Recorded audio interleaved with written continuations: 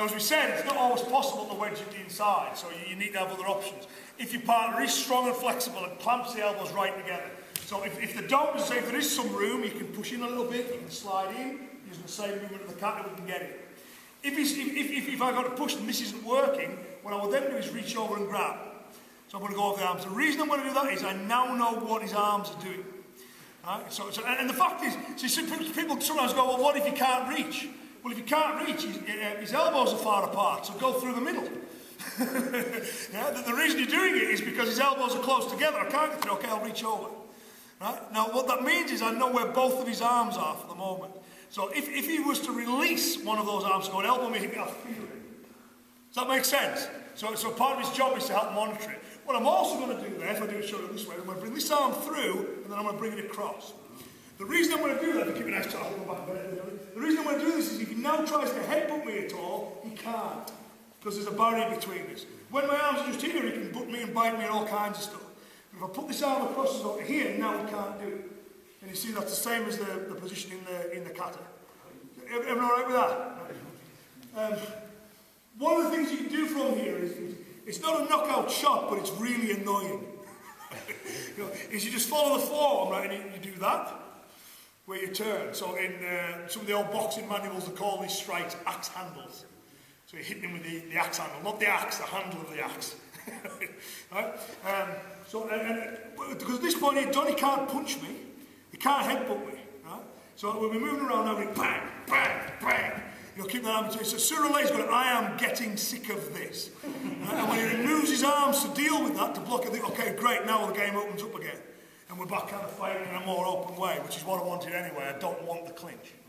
So is everyone okay with that? So if it clinches from here, we have the option of going through the middle. We get to there, we can do the push down at the start, we can escape. When we're in here as well, if I get inside, I can push this arm over, I can go back to start the kata and doing elbows. If I can't get it away, I can reach my hand over the top, bring my arm through the bar between his head and me. Right? And then from there again, that stops him doing it, and I'm going to drop these little shots in here. Okay? And boom, boom. And sooner or later, that's getting old. And when he has to then release his grip to stop you doing it. And when he does that, the game opens up again, which is what we want.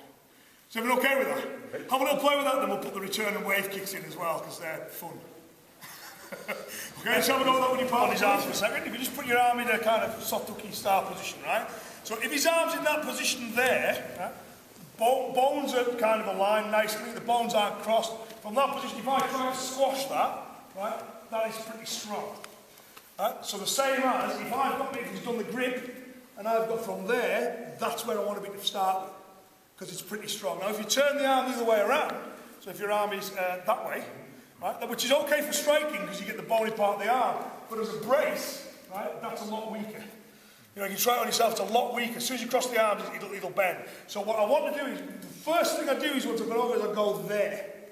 Is everyone okay with that? So, because he cannot headbutt me, he cannot bite me, or at least can't bite my head. So I'm in this position. And then when I go to do the strike, it will be bang, bang, and when I wish to brace again, I'll turn it back to that position. Does that make sense? So there's the first position. I'm bracing you so you can't headbutt me. I have the option of whack.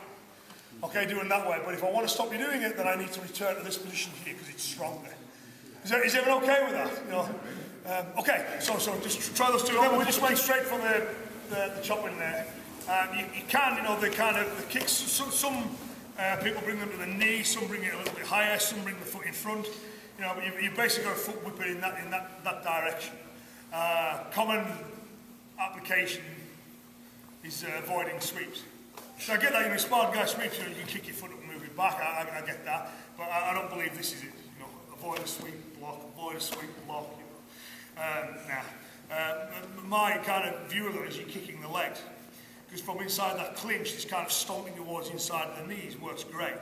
The caveat is you've got to choose your moment. Because the guy's got hold of you and he's pulling and pushing, so stability is really important. So if you suddenly lift one foot off the ground to kick at a time where he's twisting you, you can end up falling off balance. Right? So to start with, so we've gone from there and I've got this position here. So I've got this here. I didn't got the option of stomping that way. Right? Because again, what's effectively happening is the game up top has been killed.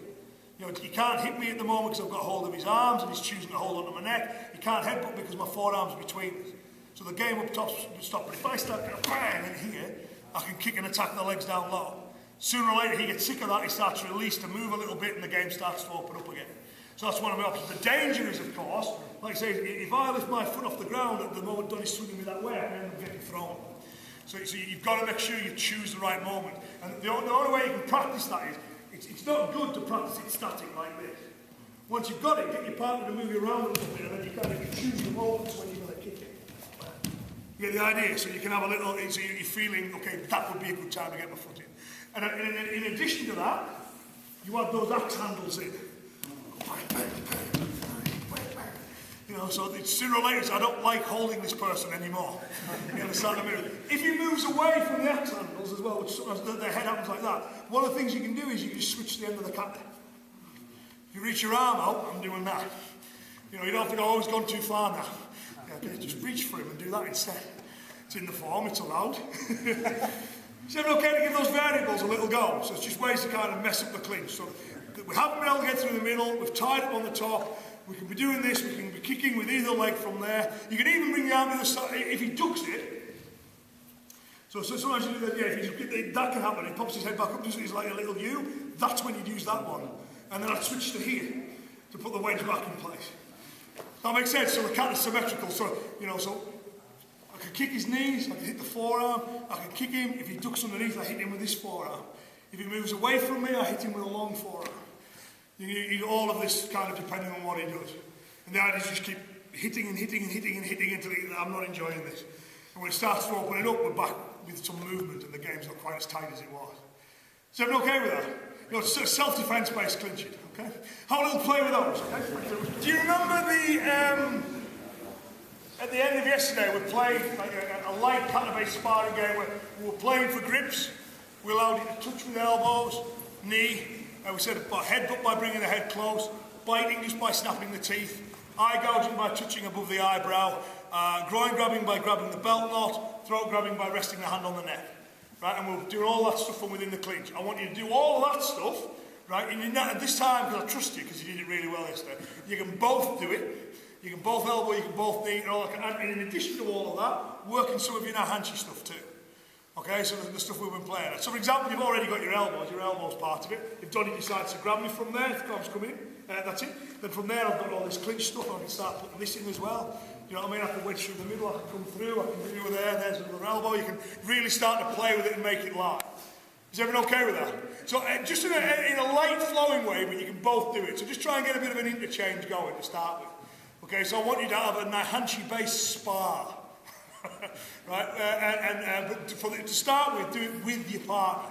Right? To let the exchange flow as opposed to against one another. Just get a chance to get it flowing and working.